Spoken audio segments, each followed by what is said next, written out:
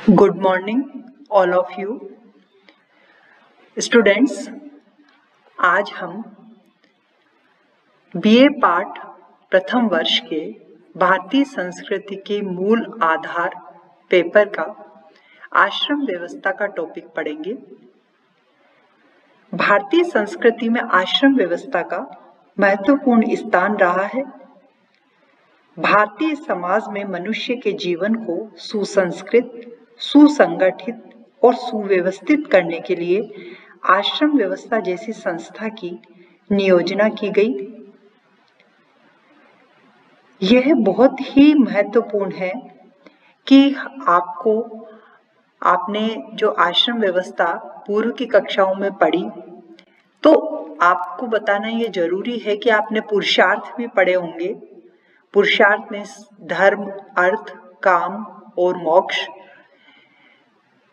तो ये उल्लेखनीय है कि जो पुरुषार्थ है उनको आश्रमों में ही उनकी पूर्ति हो पाती है और आश्रम के माध्यम से ही व्यक्ति इन पुरुषार्थों का सुचारू रूप से संचालन कर सकता है। भारतीय दार्शनिकों ने मनुष्य के जीवन को 100 वर्षों का मानकर उनको 25-25 वर्षों के 4 बराबर भागों में विभाजित किया और आश्रमों की व्यवस्था करी। सर्वप्रथम हम आश्रम व्यवस्था का विकास पढ़ेंगे। आश्रम व्यवस्था में जैसा हम बता रहे हैं कि ब्रह्मचर्य आश्रम, वानप्रस्थ आश्रम, संन्यास आश्रम, गृहस्थ आश्रम, जो ये 4 आश्रम हैं, उन 4 आश्रमों में जो इनका विकास क्रम था वह उत्तर वैदिक काल में हो चुका था। महात्मा बुद्ध के बाद आश्रम व्यवस्था का उल्लेख नहीं मिलता है। उपनिषदों में भी चारों आश्रमों के नाम नहीं मिलते हैं, लेकिन कहा जाता है कि जो ब्राह्मण ग्रंथ, आरण्यक और उपनिषद जो उत्तर वैदिक साहित्य हैं, उसमें 4 आश्रमों की सत्ता का संकेत है। उपनिषदों में भी अनेक स्थानों पर बार बार आश्रम सूचक शब्दों का उल्लेख हुआ है। ऐतरेय ब्राह्मण के एक संदर्भ में ये कहा गया है कि ब्रह्मचर्य आश्रम को पूर्ण कर ही व्यक्ति गृहस्थ आश्रम में जाता है और गृहस्थ आश्रम के बाद वह वानप्रस्थ आश्रम बिताता है और उसके बाद वह संन्यास आश्रम में जाता है। तो इस प्रकार प्राचीन भारत में जो 4 आश्रमों की कल्पना धीरे धीरे विकसित हुई, उस विकास क्रम में इन चारों आश्रमों के जो नियम थे उनको सूत्र काल में भी देखा गया और यही कारण है कि सूत्र ग्रंथों, पुराणों, महाभारत तथा स्मृतियों में चारों आश्रमों का स्पष्ट तथा विशद रूप से प्रतिपादन किया गया है। अब हम आगे पढ़ेंगे आश्रमों की प्रतिष्ठा। आश्रमों की प्रतिष्ठा किस प्रकार हुई? कहा जाता है कि जो ग्रंथ है बोधायन धर्म सूत्र, उसमें आश्रम व्यवस्था का आरंभ प्रहलाद के पुत्र कपिल द्वारा किया गया। इसमें उल्लेख किया गया है कि देवताओं की स्पर्धा में मनुष्यों ने इसका सूत्रपात किया था। देवता यह मानते थे कि आश्रम व्यवस्था उन्नत और विकसित समाज के लिए आवश्यक है, अतः दूसरों को भी उसे अपनाना चाहिए। इन आश्रमों के नाम जो गृहस्थ, ब्रह्मचर्य, वानप्रस्थ और भिक्षुक दिए गए हैं। सन्यासी के लिए ही भिक्षुक शब्द का प्रयोग किया गया है। आश्रम व्यवस्था जीवन की अत्यंत उन्नत और विकसित व्यवस्था थी, जिसके जगत में महत्ता और प्रतिष्ठा स्थापित हुई। इस महत्ता की स्पर्धा में ब्रह्मा द्वारा भी 4 आश्रमों की स्थापना के संकेत किए गए हैं।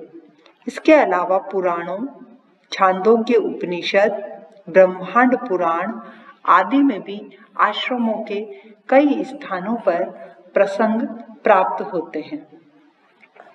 इसलिए आश्रम व्यवस्था को कह सकते हैं कि एक तरह की सामाजिक व्यवस्था रही है और व्यक्ति के प्रत्येक जीवन काल में आश्रमों का अपना एक महत्वपूर्ण स्थान रहा है। अब हम 4 आश्रमों के बारे में पढ़ेंगे और उनके धर्म और कर्तव्यों की विवेचना हम करेंगे। सर्वप्रथम हम ब्रह्मचर्य आश्रम को लेते हैं।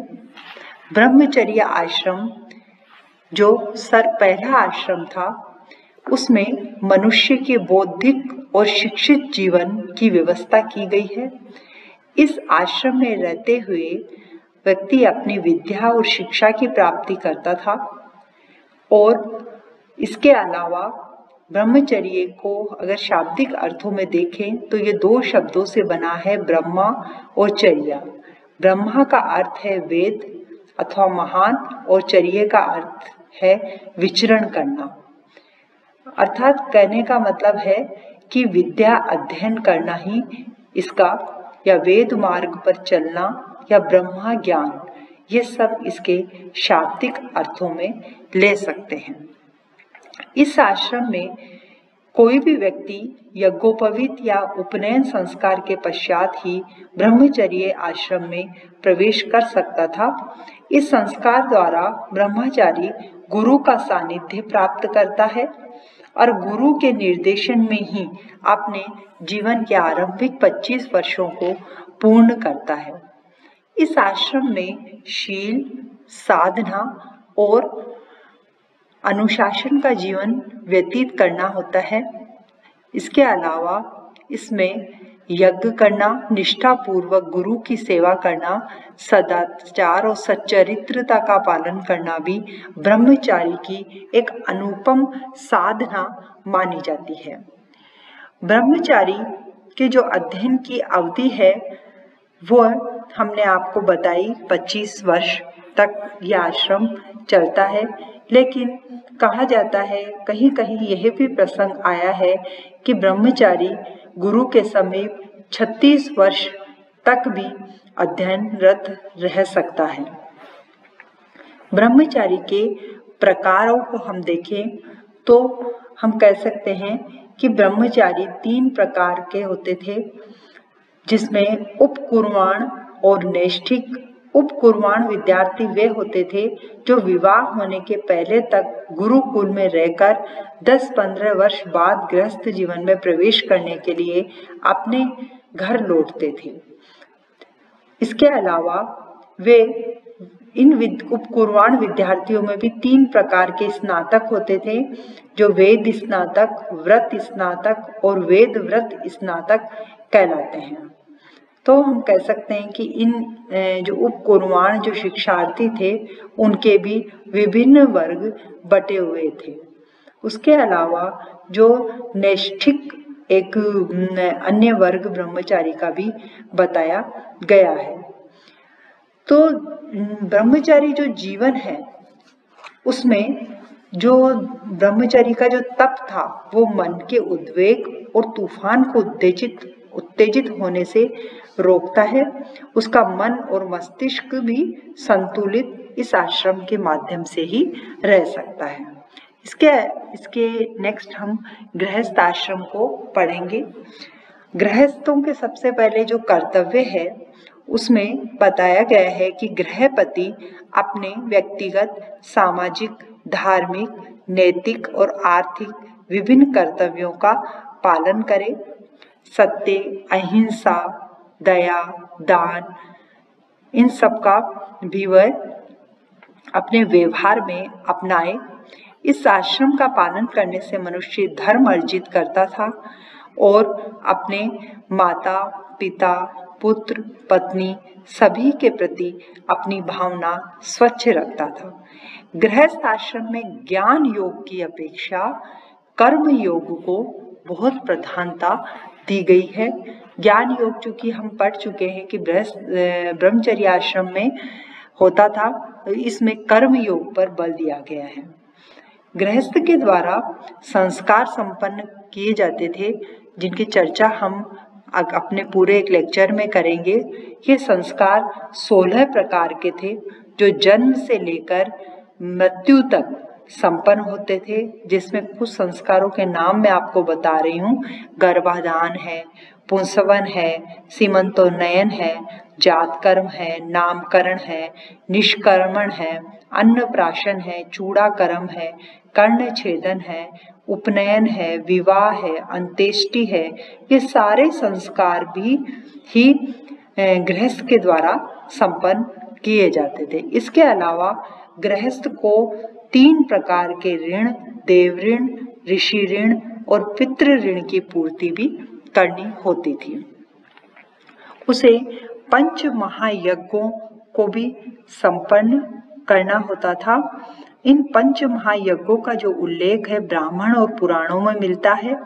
इनके नाम हैं ब्रह्म यज्ञ, पितृ यज्ञ, देव यज्ञ, भूत यज्ञ और नृ यज्ञ। तो ये 5 प्रकार के जो पंच महायज्ञ, इनको भी गृहस्थ के द्वारा संपन्न किया जाता था। गृहस्थों के विभिन्न वर्ग भी बटे हुए थे, जिसमें कुशूल धन्य था, जो अपने परिवार के लिए 6 दिनों का भोजन संचित करके रखता था।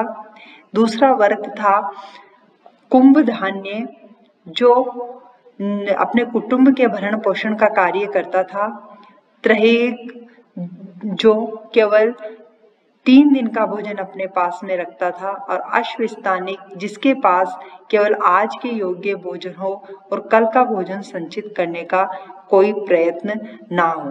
तो इस प्रकार इस जो गृहस्थ के विभिन्न प्रकार भी पुराणों में उल्लेख इनका मिलता है। अब हम अगर वानप्रस्थ आश्रम को लेते हैं, तो वानप्रस्थ आश्रम में जो वानप्रस्थ का जो जीवन है वह बहुत ही त्याग, साधना और तप का था। वह ब्रह्मचर्य और इंद्रिय निग्रह के साथ साथ सत्य और अहिंसा का अनुपालन भी करता था। कई स्थानों पर लिखा है कि मैं इसको जो वानप्रस्थी को तो ठंडा, गर्म, सुख, दुख, मान, अपमान आदि से परे हो जाना है और मोक्ष के लिए ही कार्य करना है।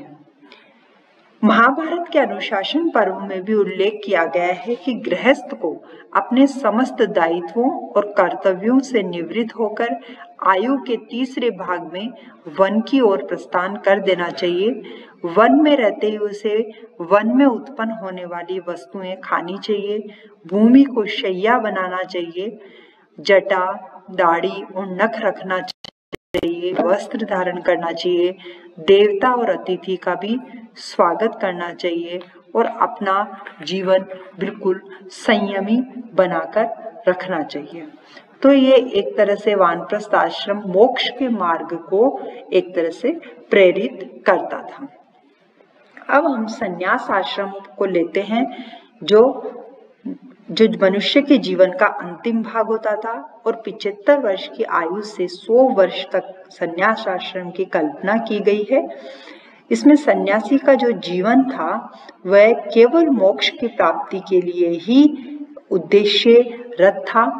इसमें उसे काम, क्रोध, लोभ, मोह सभी दुर्गुणों का संन्यास आश्रम में त्याग करना था।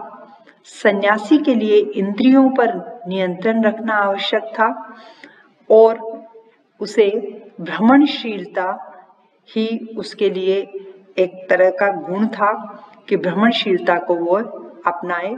सन्यास का जो प्रचलन था वह ब्राह्मणों में ज्यादा था। बौद्ध और जैन धर्म से संबंधित जो भिक्षु थे वो सन्यासी का जीवन ही व्यतीत करते थे। तो कह सकते हैं कि जो सन्यास आश्रम था वो जीवन की अंतिम अवस्था थी, जो जीवन के अंत तक चलता रहता था और मुक्ति के मार्ग की ओर प्रवृत्त करता था। इन आश्रमों में वह न केवल अपनी उन्नत बुद्धि, आध्यात्मिक चिंतन को ही निखारता था, बल्कि संपूर्ण समाज को भी सन्मार्ग पर उन्नत करता था। तो इस प्रकार इन चारों आश्रमों के हमने जो इनसे संबंधित जो कर्तव्य है उस पर हमने चर्चा करी है।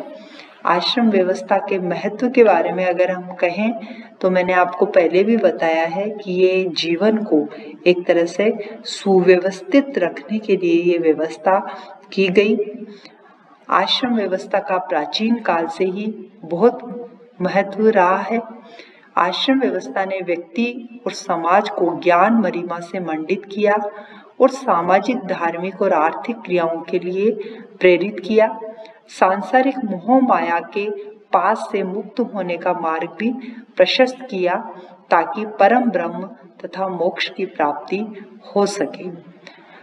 इस जो आश्रम व्यवस्था का जो सिद्धांत था वो भारतीय समाज का तो आधार था ही, बल्कि वैदिक युग से लेकर 12वीं शताब्दी तक के साहित्य में इसका पूर्ण वर्णन मिलता है और व्यवहारिक रूप से इसकी अनुपालना भी प्रतिबद्ध की गई थी। तो स्टूडेंट्स, आज हमने आश्रम व्यवस्था की विस्तृत चर्चा करी है, आश्रम व्यवस्था के बारे में अध्ययन किया है।